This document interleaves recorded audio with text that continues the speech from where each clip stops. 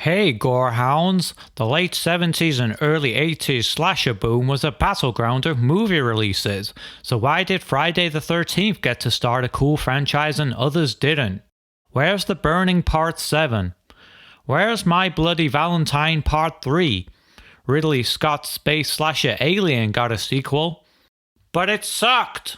So many of these titles bled out in the trenches, only a few had sequels or franchises, so like a camp counselor diving into Crystal Lake. Let's jump in. Let's get one thing out there. Friday the 13th is a rip-off of Halloween. Friday released just 2 years after Halloween and the basic structure of the movie is the same.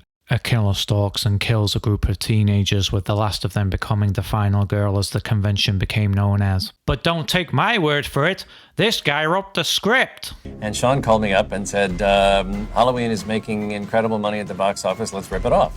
That is keeping it real. But, and this is a nice but, pretty much everything else about Friday is different to Halloween, and it definitely went out of its way to put its own bloody stamp on the upcoming slasher genre. So let's look at what made Friday the 13th more successful than the majority of slasher films. As well as taking inspiration from Halloween, Friday seems to have borrowed some elements from 1977's Jaws, mainly the use of musical motif, setting up a shocking early kill, and the water. What the fuck am I talking about? Well, Friday uses the sinister sound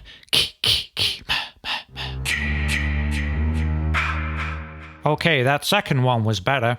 Friday uses this motif to tell the audience when danger is near. It gives Pamela an added presence to the movie because she isn't physically shown on screen most of the time. It's a musical effect that was made popular by Jaws' famous shark theme, which was used to tell the audience when the shark was near. Get out of the water! Then there's the way Jaws uses its first kill to create a sense of impending doom for the unawares townfolk. Within the first opening minutes of Jaws, we get a really visually shocking kill sequence, closely followed by scenes of the town, totally oblivious to the lurking shark threat. Get out of the water! Friday the 13th repeats this trick with its own shocking and visceral kill early on. The very next shot we see, the carefree counselors having fun in Crystal Lake, unaware of the woolly sweater-wearing danger that's stalking them from the shadows. The last bit of Jaws inspiration, I'll admit, is pretty tenuous, but stick with me. Jaws made everybody shit scared of the sea, but lakes were safe, right? No shark can get in here. Maybe Friday wanted to cash in on this new fear of the water, and fuck lakes up for everyone as well. I'm probably stretching a bit here, but I think there's a bit of similarity between these two shots.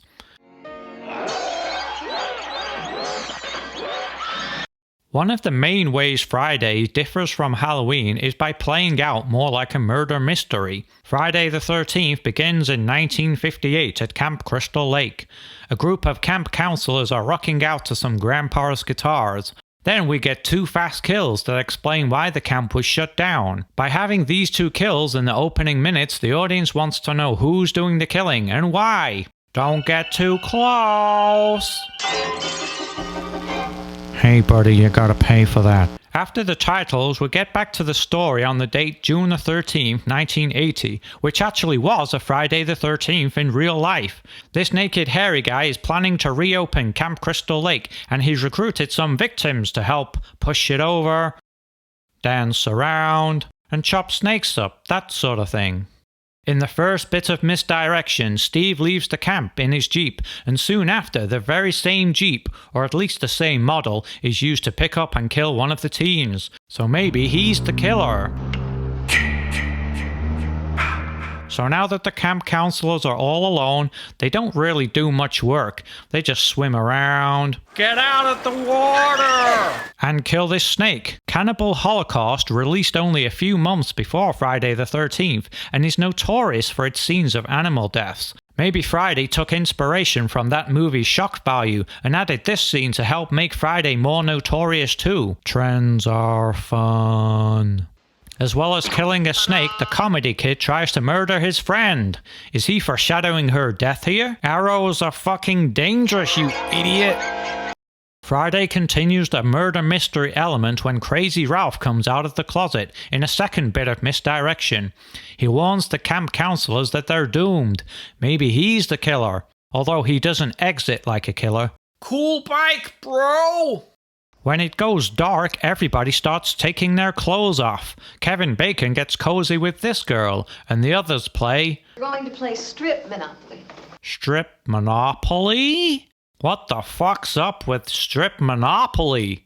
The world's slowest way to take your clothes off. At least we get to see the goods eventually. Wait, come back! Oh no. Finally, we get back to the kills when Kevin's bacon gets fried in the most iconic kill of the movie. It's a kill that's repeated in Friday the 13th Part 3 by Jason himself. But the original is far more effective. It's less expected here, and that arrow looks sharp as fuck. Plus there's tons more blood. The kill in Part 3 gets cut really quickly, and seems quite abrupt considering the time spent building up to it. Mom knows best! And speaking of kills, one of the points that make Friday the 13th a good movie, at least for me, is the fairly logical and believable sequence in which the kills happen. Pamela isn't just teleporting around the place like some of the other later installments.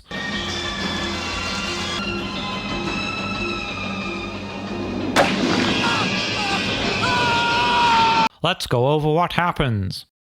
Comedy Kid gets lured into the remote cabin and killed. And soon after, Bacon and his girl come into the very same cabin, so all Pamela has to do is hide and wait. Bacon gets fried when his girl leaves to go to the bathroom. She dies next in said bathroom because Pamela heard where she was going. Yo, where you going? Gotta pee, you're lying. After she's dead, Pamela waits again for a new victim. People are gonna go to the bathroom, right? So along comes this girl. Although this time Pamela doesn't get the chance that she wants and has to follow the victim back to her cabin, where she finds out that her prey is all alone. Better safe than sorry, Pamela lures her out to the archery range to make the kill. It's around this time that the final two counselors realize something is going on. They behave pretty realistically for the most part, breaking into the office to try to get to the phone, and even just discuss legging it the hell out of there. Why don't we just hike out of here? Just get out, right now. Which is totally what I would do. Get the fuck out of there! Steve's death doesn't really fit the logical sequence though, as there's no way Pamela could have known when and where he'd be arriving back, especially as his original mode of transport changed. See you later, buddy! Don't get wet now! Bill's the last guy to get picked off, lured into the generator room by cutting the power. Now Pamela's free to chase the final girl around Crystal Lake, knowing there's no chance of anyone coming to help. When kills happen in a somewhat believable way, then it helps build immersion in the story. And it all builds nicely to the climax. Alice Hardy, the final girl, gets the upper hand a few times, but really she's just fighting for a chance to run again. Pamela just hounds Alice until she snaps and finishes Pamela off for good. It's a great gory ending and the whole sequence is still tense and exciting to this day. Story-wise, Friday the 13th was also smart enough to build the mythology around Camp Crystal Lake and the fate of Jason Voorhees from the get-go. This also gives Pamela motivation for her actions. She's avenging the death of her son, Jason. In a lot of other slashes, the killer's motives are either vague, not fully explored, or just explained away by a case of the gone crazies. I'm not saying that one way is better than the others, just that people really seem to connect with the whole Jason Voorhees backstory and mythology too. It's fair to say that Pamela Voorhees is another key to Friday's success. Making the killer a woman was an unexpected and rarely seen move in horror. The shock reveal doesn't quite work though, as she only gets introduced and quickly uncovered at the end. It's not as if we've been introduced to her earlier in the movie, although she was rumored to originally have a bigger role. But at least the reveal makes her motives and mental state instantly clear, which in turn makes the final battle more tense and enjoyable. So let's look at other factors that I think helped Friday the 13th swim while other slasher movies sank. Using the motive definitely helped Friday along the bloody path of success, but the score helped too. Friday the 13th took the approach of what I like to call the erratic orchestra. You know, it's the classic horror movie music style probably best exemplified by Alfred Hitchcock's Psycho.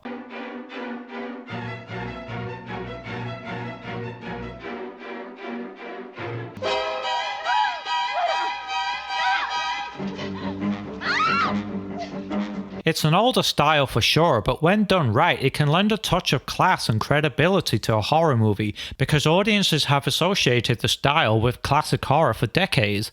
The character types may seem uninspired by today's standards, but back then the classic slasher archetypes were only just being formed, and Friday was a big part of this.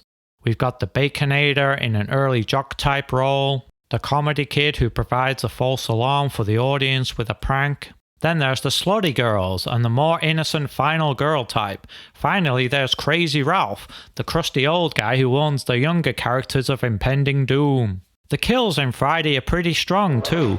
Before ruining her baby blue Cardi with the red stuff, Pamela makes her way through